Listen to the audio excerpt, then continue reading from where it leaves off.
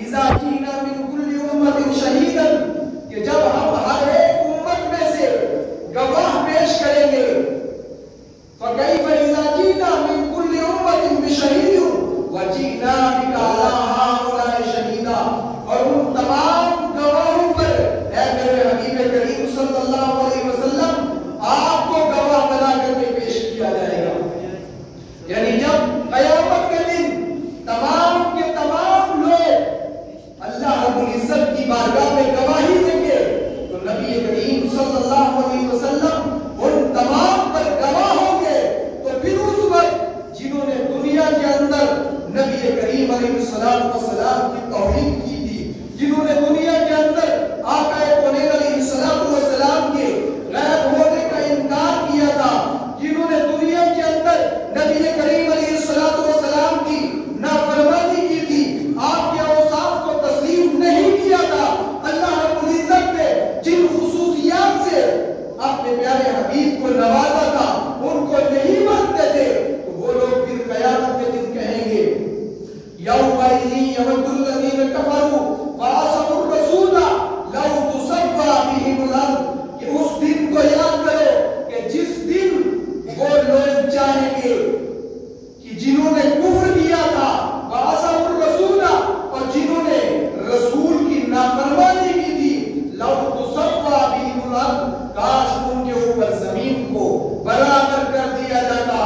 آج ان کو نہ اٹھایا جاتا، آج دوبارہ ان کو زندگی نہ دی جاتی، آج ہمارے خلاف لوگ گواہی نہ دیتے، تاکہ ہم اس رسوائی سے بچ جاتے، قیامت کے عذاب سے بچ جاتے، جہنم کے عذاب سے بچ جاتے۔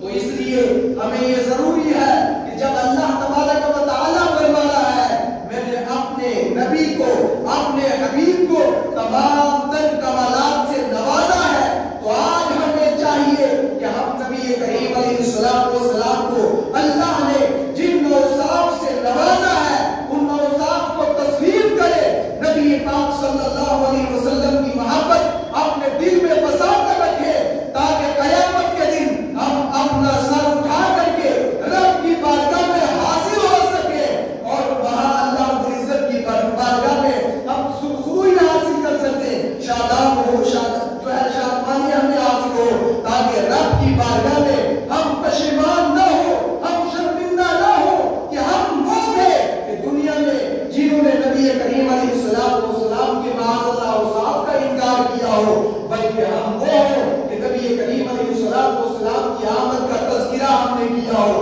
نبی کریم علیہ السلام کے علم کے متعلق کبھی خوش نمائی نہ کی ہو، نبی کریم علیہ السلام کے جو ہے اوصاف و کمالات کے بارے میں کبھی برائی نہ کی ہو، بلکہ نبی کریم علیہ السلام نے جن اوصاف سے اللہ رب العزت نے اپنے حبیب کو نوازا ہے ہمیشہ ان کا تذکرہ کرتے رہے،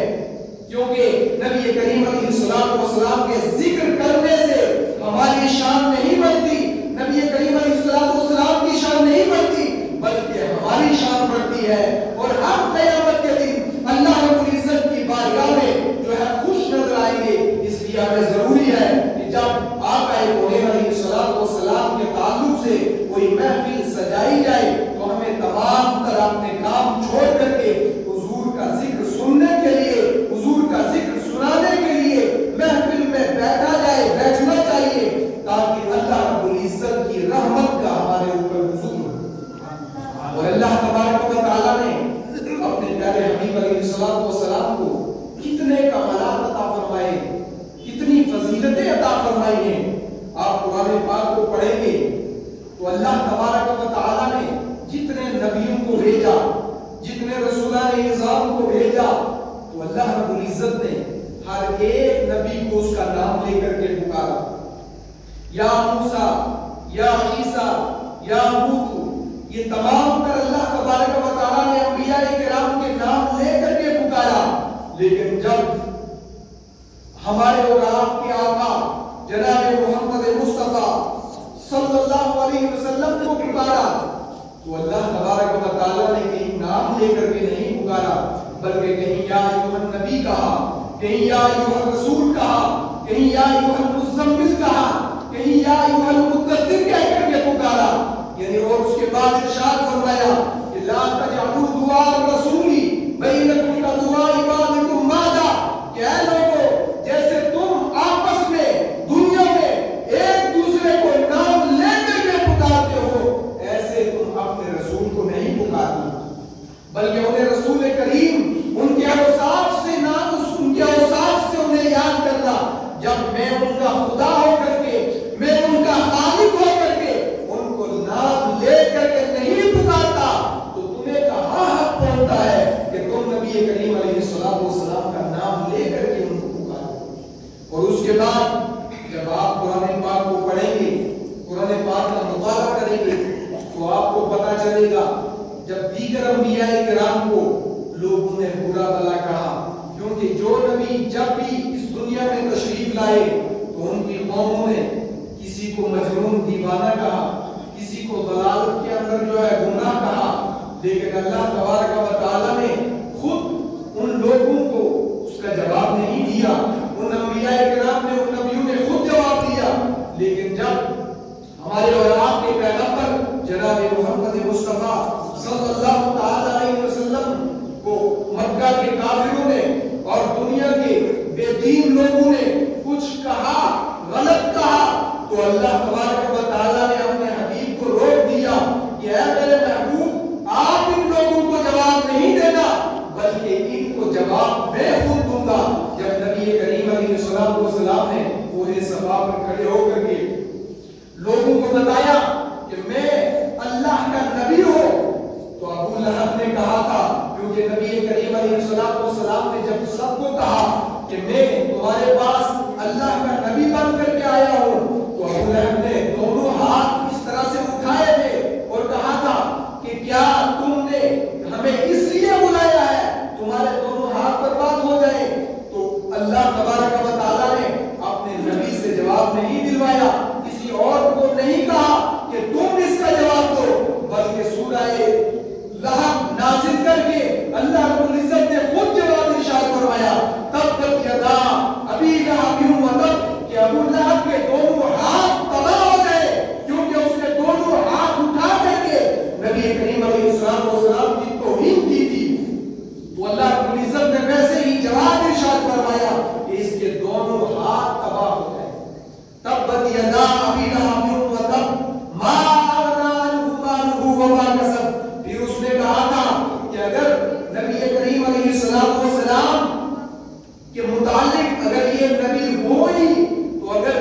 یہ ان کی وجہ سے ہمیں کوئی عذاب آ جائے گا، ہمیں کوئی تکلیف ہو جائے گی، ہمارے اوپر کوئی پریشانی آ جائے گی، ہمیں کوئی بیماری لاحق ہو جائے گی، تو ہمارے پاس اتنا مال ہے، ہمارے پاس اتنی زمینیں ہیں، ہمارے پاس اتنی جائیداد ہے، ہم اس کو خرچ کر کے، اس کو دے کر کے اس تکلیف کو دور کر دیں گے، اس بیماری کو دور کر دیں گے، اس جو آنے والی مصیبت کو دور کر دیں گے۔ لیکن اللہ رب العزت نے جواب دیا، ارشاد فرمایا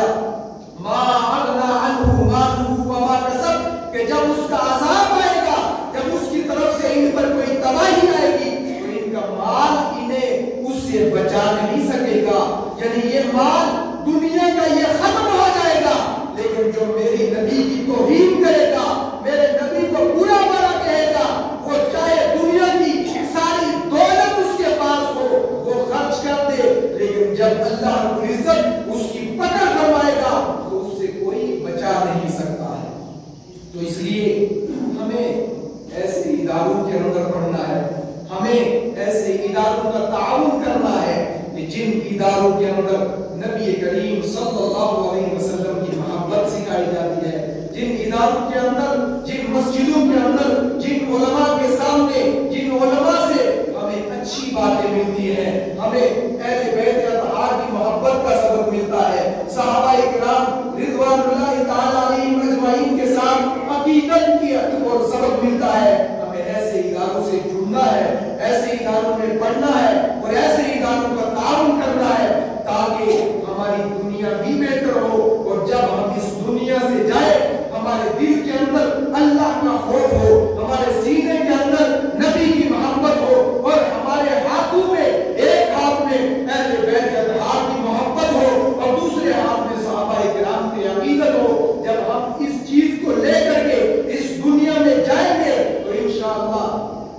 ہمارے لیے ہماری قبر بھی روشن ہوگی، ہماری آخرت بھی انشاءاللہ کامیاب ہوگی۔ اللہ رب العزت کی بارگاہ میں دعا ہے اللہ کا